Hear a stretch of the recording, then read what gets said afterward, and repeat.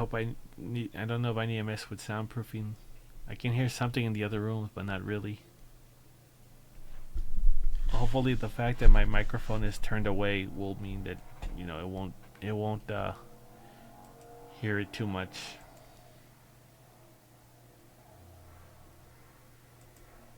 But we shall see.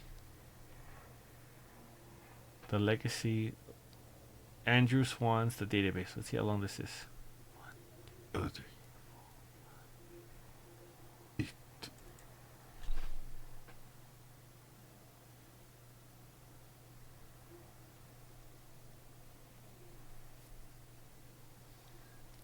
Ah, there's a nice cool breeze. Oh, this isn't too bad. Is there another link?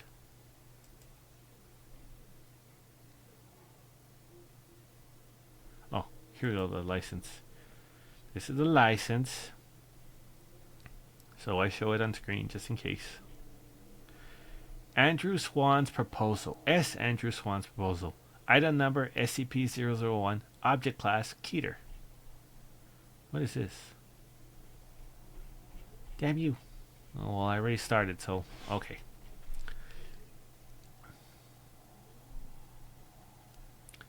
Special containment procedures.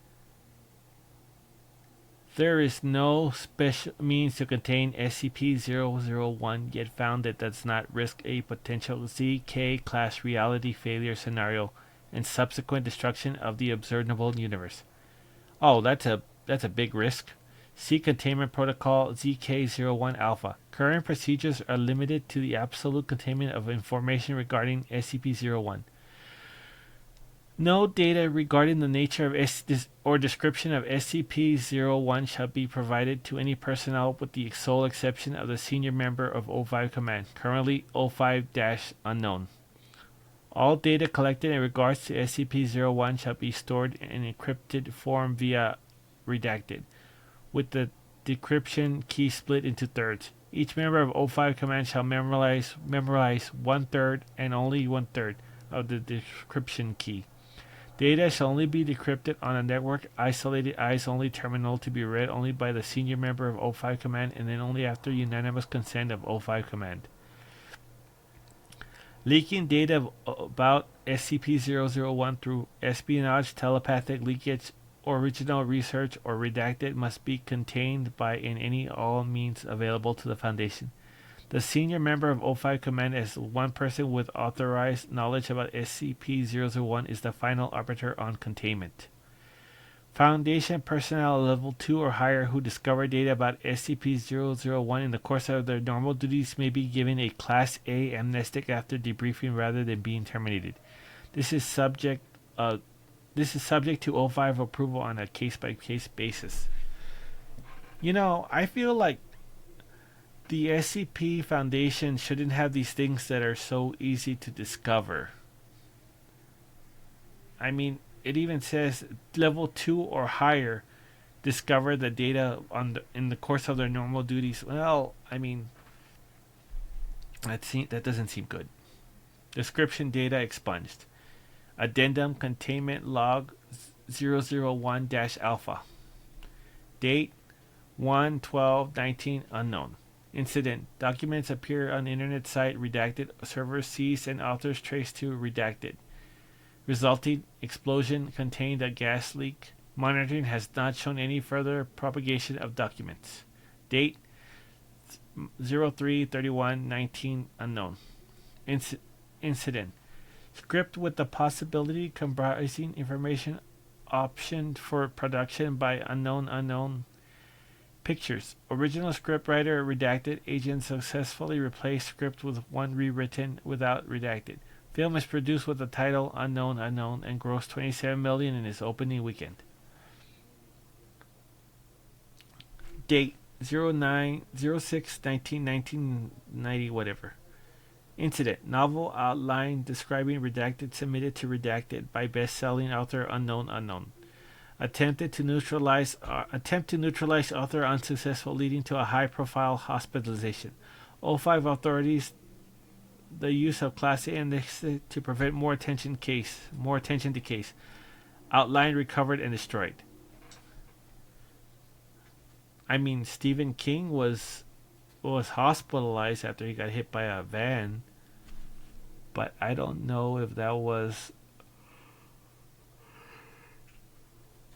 high profile hospitalization.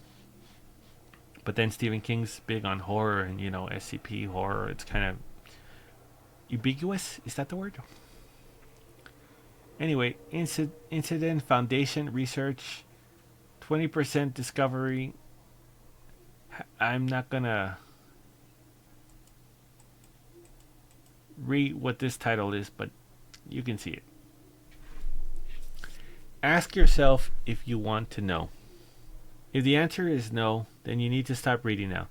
If you go and report this unauthorized file to your superiors, act contrite, and claim that only read this paragraph, you might get away with a Class A amnestic, if you're lucky, and if the O5s aren't particularly paranoid at the moment. So you want to know what SCP-001 is? Okay, so would I continue if I was a researcher? Yes. Because I've already found myself this deep in something where it's like, yeah, you might get lucky with being amnesticized if the O5 isn't paranoid, and I feel like the O5s kind of had to be paranoid, like their job title demands it. So you want to know what SCP-001 is. The first answer is that it is a placeholder, a theoretical designation for a prime cause, the ultimate reason for all paranormal crap we deal with on a daily basis. SCP-001 is why we have to deal with the omnicidal reptiles, ever-expanding rooms, extra-dimensional pools of red goop, consumer products that don't obey the normal laws of physics. Of course, given that all these things, as dangerous, as deadly, and just plain insane as they all are inherently patternless and self-contradictory, most researchers are convinced that there is no possible underlying principle from them all, much less a common source. They're wrong.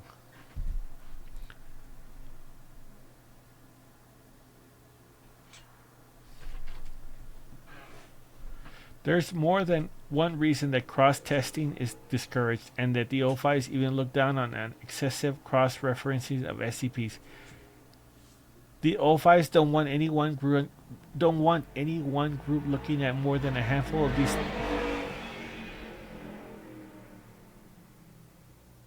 It's late and the neighbors are going somewhere, I guess.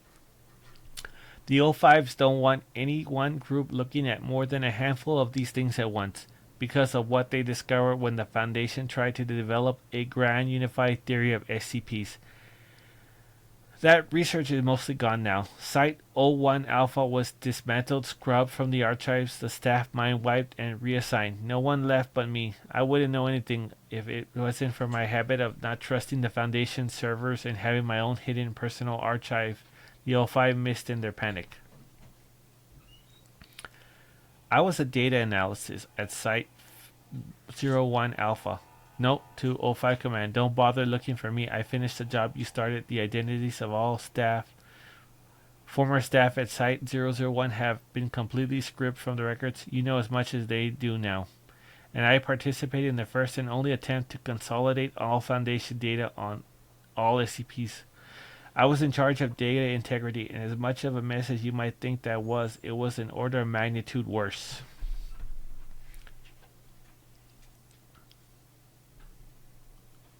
Forget the mimetic SCPs, or the ones that modify their own descriptions, or the ones that seem to only inhabit info space and slip into the database to wreak havoc. That's all SOP for anyone who works in the Foundation network. Just a matter of scale. Worse were the completely inexplicable, unexpected changes in data. Sorry, that's wrong, even though I can't help thinking of it that way. It isn't a change in the data when reality is shifting to match. I don't know a lot about the internals of the software we use, but I know that part of it ran outside what we think of as the real world. And at first, everyone thought it was that the audit trails it produced were some sort of bug. However, it became apparent that the nature of the software, its purposeful isolation, and the narrative affecting SCPs allowed it to record something far more important.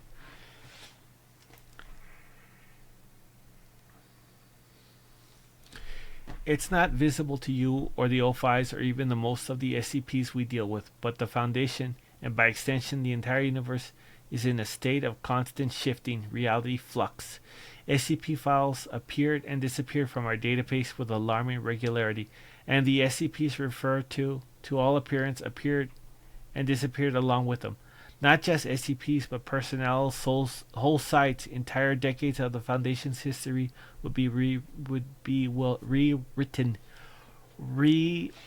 seemingly at random, and our own memories and all external research would confirm that objective reality matched the current version in our database. One of the researchers told me that it was as if he were seeing the effect of something like SCP-140, only much larger in scale. Yeah, something a lot like SCP-140 and infinitely larger in scale. I don't know what 140 is. I don't know who did the analysis, and if I did, I wouldn't say. She's probably a lot happier not knowing about her own discovery.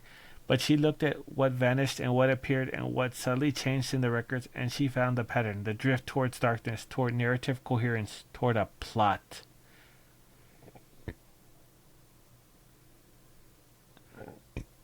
Anyone who works any length of time at the Foundation knows the universe we live in is a seriously fucked up place.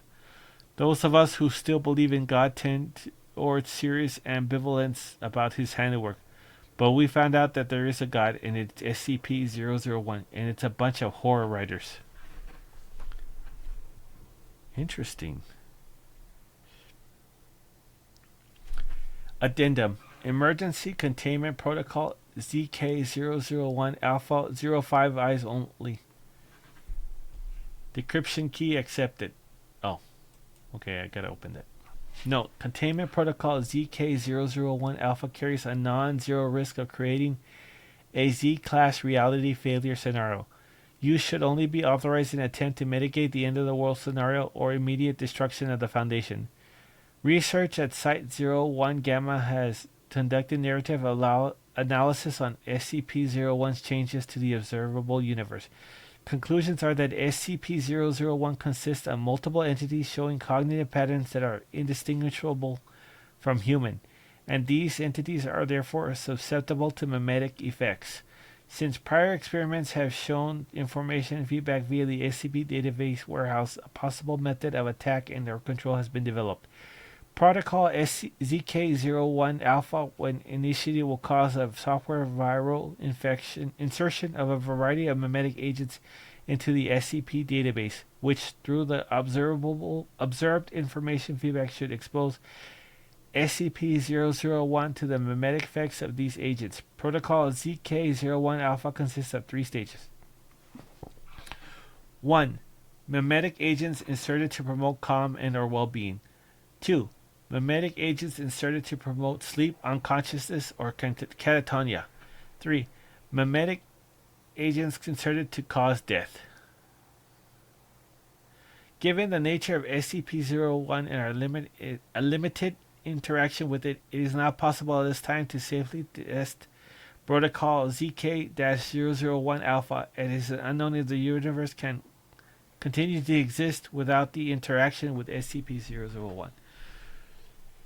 So this is like a meta one where all the SCPs, the pattern is, they're from horror writers, and that's people in this meta world. It's well, not us, because I haven't written any SCPs, but it's the SCP writers. Okay, that's interesting.